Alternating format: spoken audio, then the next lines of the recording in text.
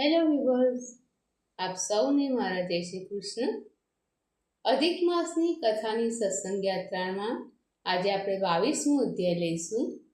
22મા અધ્યાયનું નામ છે પુરુષોત્તમ વ્રતના નિયમોનું કથન.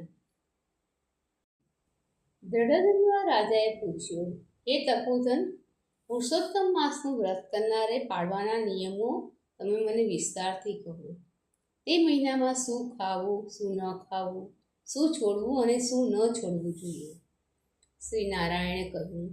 રાજાએ એમ પૂછ્યું ત્યારે ભગવાન વાલ્મીકી મુનિએ લોકોના ચોક્કસ કલ્યાણ માટે તે રાજાને બહુ માન આપતા બોલ્યા. વાલ્મીકી બોલ્યા, હે રાજા, પુરુષોત્તમ માસમાં પાળવાના જે નિયમો કહેવામાં આવ્યા છે તેઓને હું ટૂંકમાં કહું છું, તે તમે સાંભળો. પુરુષોત્તમ માસમાં સાવધાન રહી હવિષ્યાન ભોજન જમવું જોઈએ. ઘઉં, ચોખા, બધા ધોળા ધાન્ય, મગ, જવ, તલ, વટાણા, કાંગ, સામો, વાસ્તુક નામે શાક, હિલમોચિકા નામની ભાજી, આદુ, કાલસાગ, કંદમૂળ, કાકડી, કેળા, સિંધાલું, દહીં, ઘી, મલાઈ નહીં કાઢેલું દૂધ, ફણસ, કેરી, હરડે, પીપર, જીરું, સૂંઠ, આંબલી, સોપારી, લવલી, આમળા તથા તેલમાં નહીં તળેલા પદાર્થને મુનિઓએ હવિષ્યાન કહ્યા છે. એવું હવિષ્યાન ભોજન જમવું જોઈએ. તે માણસોને ઉપવાસ જેવું ફળદાયી છે, એમ વિદ્વાનો કહે છે. પણ સર્વજાતના અભક્ષ્ય, માંસ, મદિરા, ભાતનું અસામણ, ચોખા, અડદ, રાઈ, માદક પદાર્થો, બે દાળ થાય તેવું ધાન્ય, તલનું તેલ, ઝેર, કાંકરા વગેરેથી દૂષિત થયેલું અન્ન, ભાવથી દૂષિત થયેલું અન્ન, ક્રિયાથી દૂષિત થયેલું અન્ન અને વાણીથી દૂષિત થયેલું અન્ન છોડવું જોઈએ. તેમજ પારકો અનાજ, પારકો દ્રોહ, પરસ્ત્રીનું સેવન તથા તીર્થ સિવાય પરદેશ જવાનું પણ છોડી દેવું જોઈએ. પુરુષોત્તમ માસમાં દેવોની, વેદની, બ્રાહ્મણોની, ગુરુની, ગાયોની, સાધુ સંન્યાસીઓની, સ્ત્રીઓની, રાજાઓની તથા મોટા માણસોની નિંદા છોડી દેવી જોઈએ.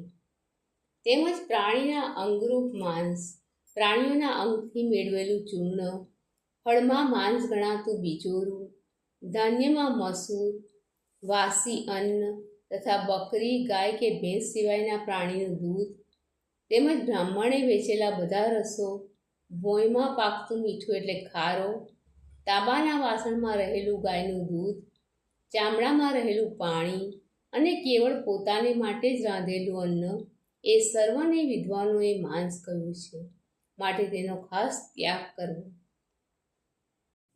પુરુષોત્તમ માસમાં બ્રહ્મચર્ય પાળવું, જમીન પર સૂવું, પત્રાવળીમાં જમવું અને તે પણ ચોથે કાળે સાંજ થવા આવે તે વખતે ભોજન કરવું. રજસ્વલાથી દૂર રહેવું અને મ્લેચ્છો, ચાંડાલો, વટલી ગયેલા, ધર્મભ્રષ્ટ, સંસ્કારહીન શૂદ્રો, બ્રાહ્મણોના દ્વેષી તથા વેદ બાહ્ય લોકો સાથે પુરુષોત્તમ માસમાં બોલવું પણ નહીં. તેમજ એ લોકોએ જોયેલું અન્ન, કાગડાએ એઠું કરેલું અન્ન, સૂતકી અનાજ, 2 વાર રાંધેલું અન્ન અથવા દાઝી ગયેલું કે બળી ગયેલું અન્ન પુરુષોત્તમ માસમાં ન ખાવું. વળી ડુંગળી, લસણ, મોથ, બિલાડીનું ટોપ અથવા સુવાની ભાજી, ગાજર, અળવીના પાન, મૂળા તથા સરગવાની શીંગો પુરુષોત્તમ માસમાં ખવાય નહીં.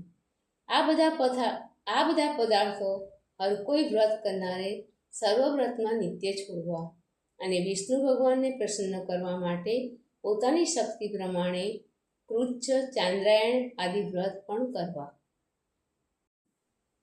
તેમજ પડવે કોળું, બીજે ધોળા રીંગણા, ત્રીજે પુષ્પશાક, ચોથે મૂળા, પાંચમે બીલું, છઠ્ઠે કાલિંગડા, સાતમે ફળના શાક, આઠમે આમળા, નવમે નાળિયેર, 10મે દૂધી, 11સે પંડોળા, 12સે બોર, 13સે કાળા રીંગણા, 14સે વેલાના શાક અને પૂનમે પાણીમાં થતા શાક છોડવા.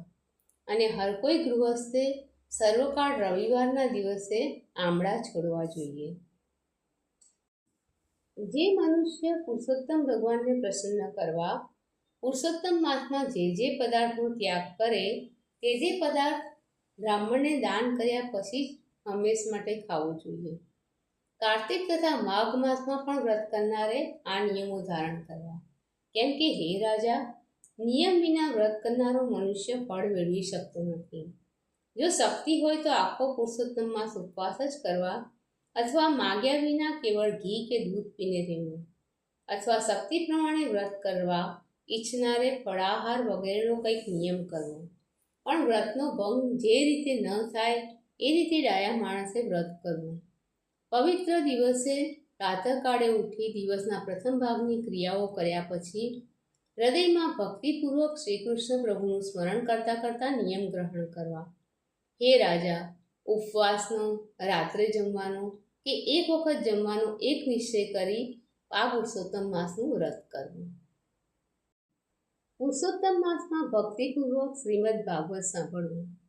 તેનું પુણ્ય બ્રહ્મા પણ વચનથી કહી શકે તેમ નથી, એટલું બધું છે. તેમજ શ્રી પુરુષોત્તમ માસમાં 1,00,000 તુલસી પત્રથી શાલિગ્રામનું પૂજન કરવું, તેનું પુણ્ય ઘણું અનંત છે.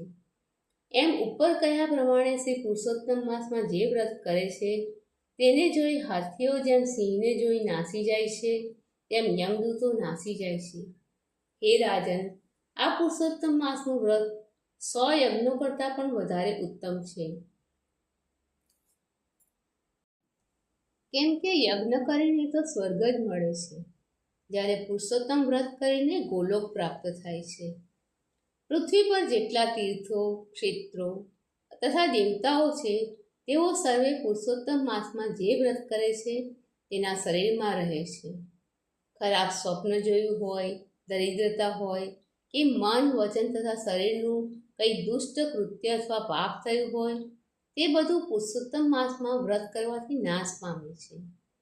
પુરુષોત્તમની સેવામાં અડગ એવા હરિભક્તનું ઇન્દ્રાદિ દેવો પણ શ્રી પુરુષોત્તમની પ્રસન્નતા માટે વિઘ્નથી રક્ષણ કરે છે. પુરુષોત્તમનું વ્રત કરનારા જ્યાં જ્યાં વસે છે ત્યાં ભૂત, પ્રેત કે પિશાચ વગેરે તેમની આગળ ઊભા રહેતા નથી. હે રાજન, એમ વિધિપૂર્વક શ્રી પુરુષોત્તમ માસનું વ્રત જે કરે છે તેનું ફળ જલ્દી કહેવા 1000 મુખવાળા શેષ ભગવાન પણ સમર્થ નથી. શ્રી નારાયણ બોલ્યા, જે ઉત્તમ પુરુષ બીજાનામાં મન રાખ્યા વિના પરમ આદરથી ભગવાનને પ્રિય આ પુરુષોત્તમ માસનું વ્રત કરે છે તે પુરુષોત્તમ ભગવાનને અતિશય પ્રિય થઈ રસિકેશ્વર તે ભગવાન સાથે જ આનંદથી રમે છે. ઇતિ શ્રી બૃહન નારદીય પુરાણ વિષયના પુરુષોત્તમ મહાત્મ્યમાં પુરુષોત્તમના વ્રતના નિયમોનું કથન નામનો 22મો અધ્યાય સમાપ્ત. દર્શક મિત્રો, આપ સૌને મારા જય શ્રી કૃષ્ણ. કાલે ફરીથી મળીએ અધિક માસની કથાની સત્સંગ યાત્રામાં એક નવા અધ્યાય સાથે.